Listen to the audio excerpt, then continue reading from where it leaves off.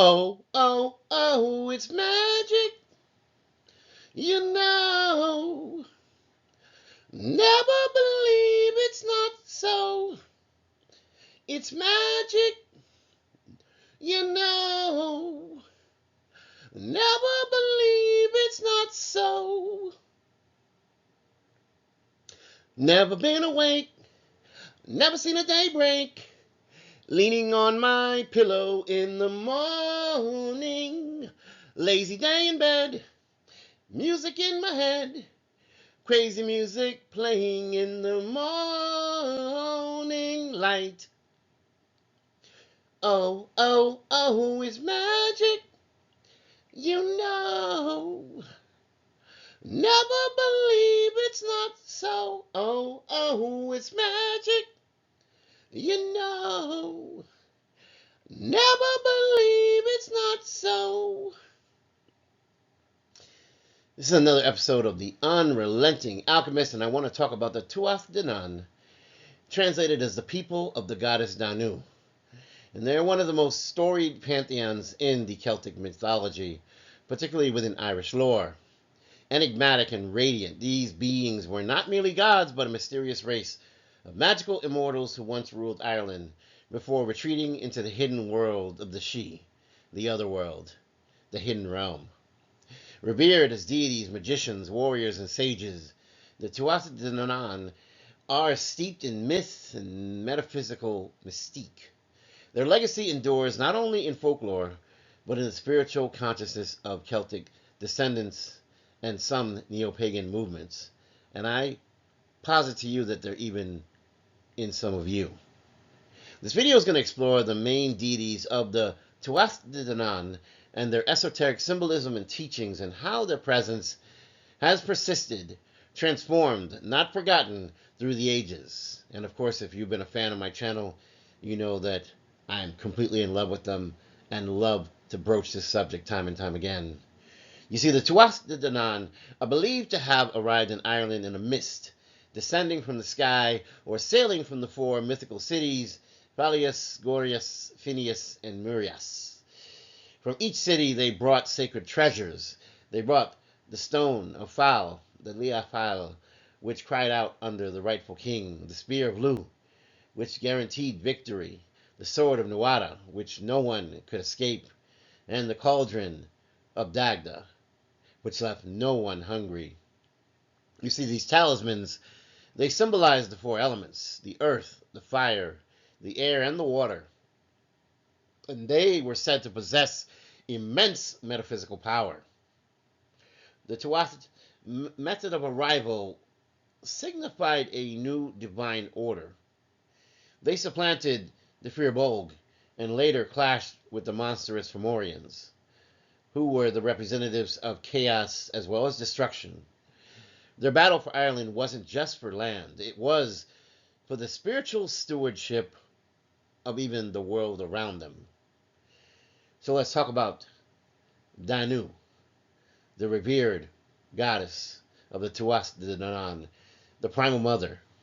At the heart of their name is Danu, the elusive mother goddess, and the namesake of the Tuatha Dé Danann.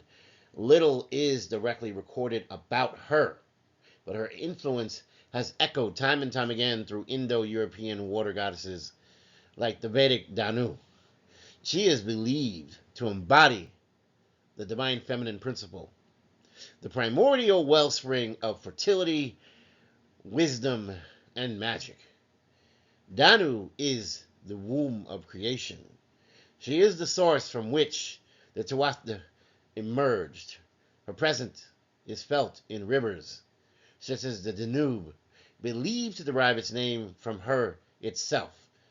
And of course, I talked a bit ago about writings from the Danube.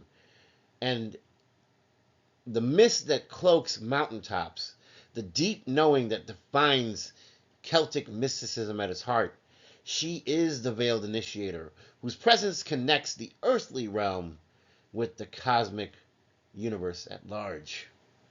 And so let's talk about some of these key figures of the Tuatha Dé Danann. Dagda, the good god. Dagda, whose name means the good god or all-father, is a chieftain deity and a master of druidic power. And if you know, on this channel, I love all things druidic. Wielding a massive club that could kill with one end and restore life with the other, he also owned a bottomless cauldron that nourished all. His harp, Oathne, controlled the seasons and the emotions of mankind. Symbolically, Dagda is the embodiment of abundance, sovereignty, as well as the balance between destruction and creation. Dagda, he is the earthly father who watches over all life. He's a Celtic counterpart to deities like Odin or Zeus, but he is more deeply connected to the land. And then there's Brigid, the flame of inspiration. Brigid, mighty daughter of Dagda, is one of the most venerated deities in Celtic mythology. She governs healing, poetry, fertility, and smithcraft.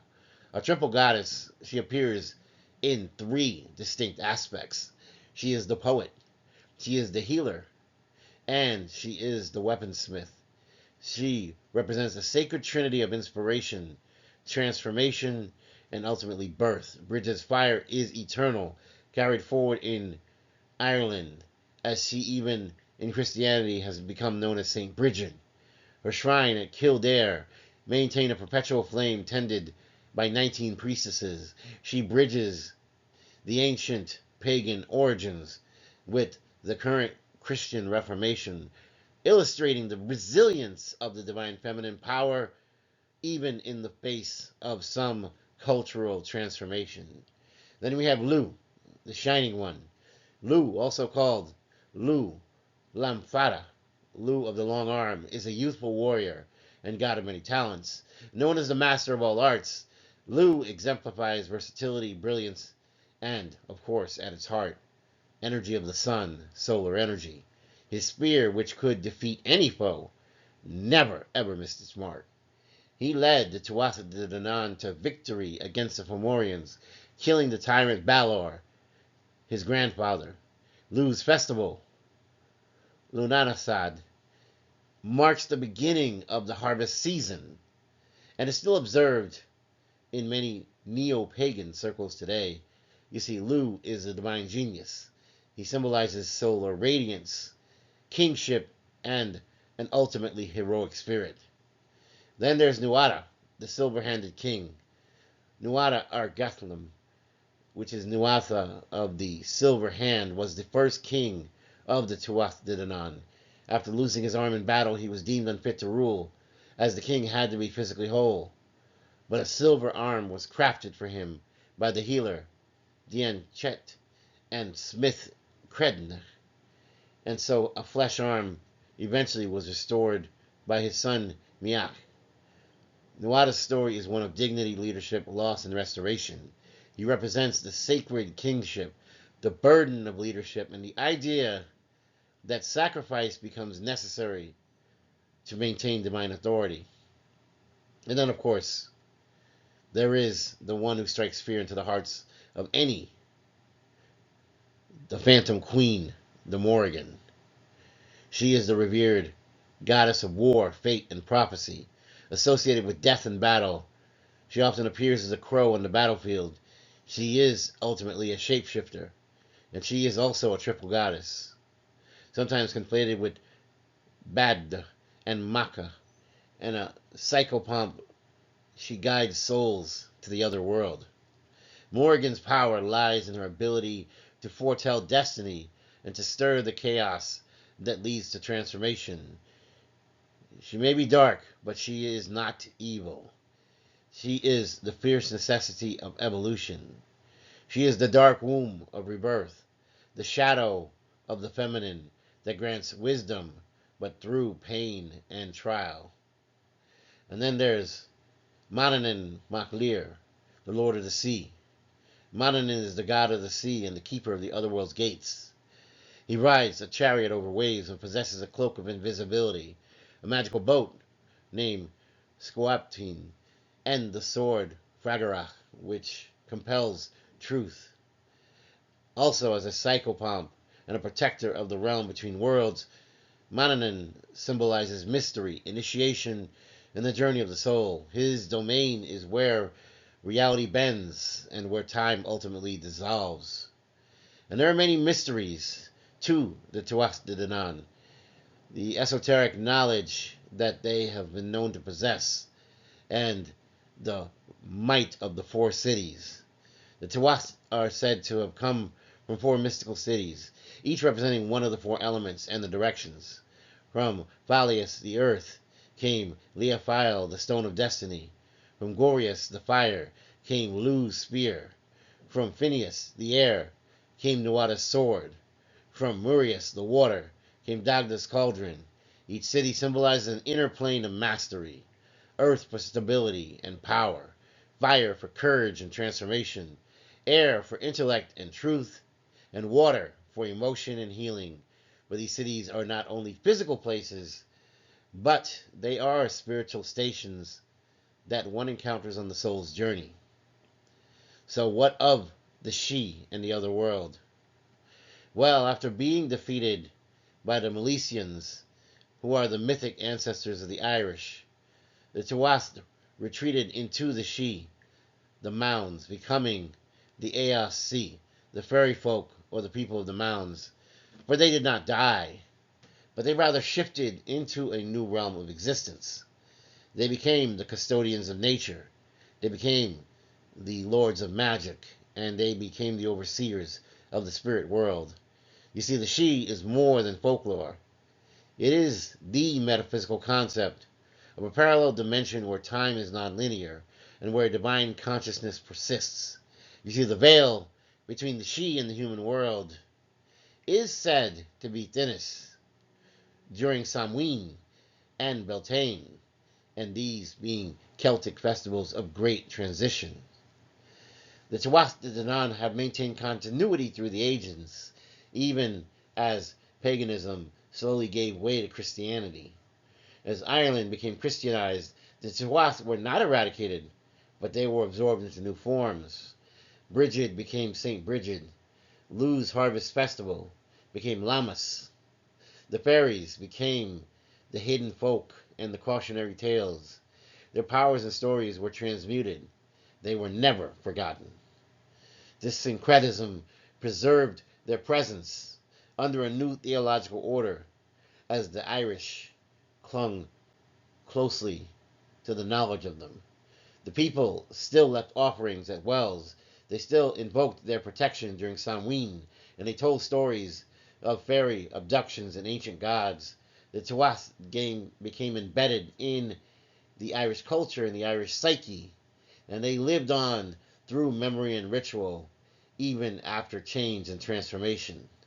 And in the modern age, in contemporary neopaganism, Druidry, as well as Celtic Reconstructionism, the Tuatha Dé Danann have reemerged as figures of divine archetype and spiritual guidance.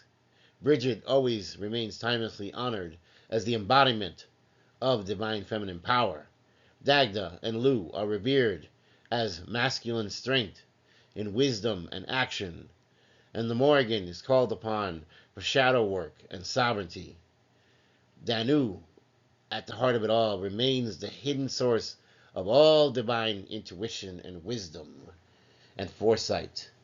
Artists, mystics, and writers have revived their tales. Festivals like the Lunanase, as well as Samhain, now honor their roots. You see, the resurgence of this goddess spirituality and the earth-based religion has truly restored their relevance, if not now, then going into the future more than ever.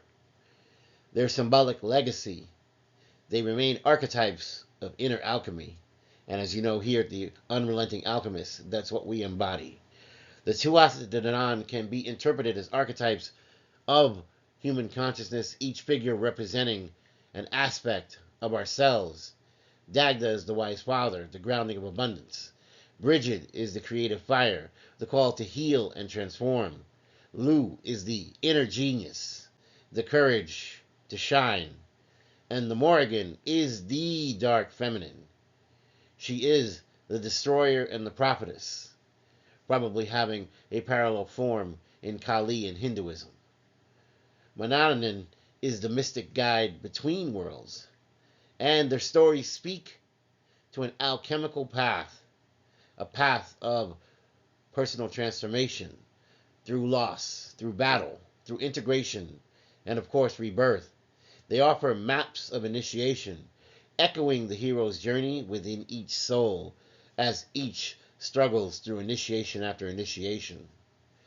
They are guardians of the land. The Tuatha are inherently tied to the land of Ireland. Their stories are imprinted on the geography, their hills, their mounds, their lakes, their rivers, their stones.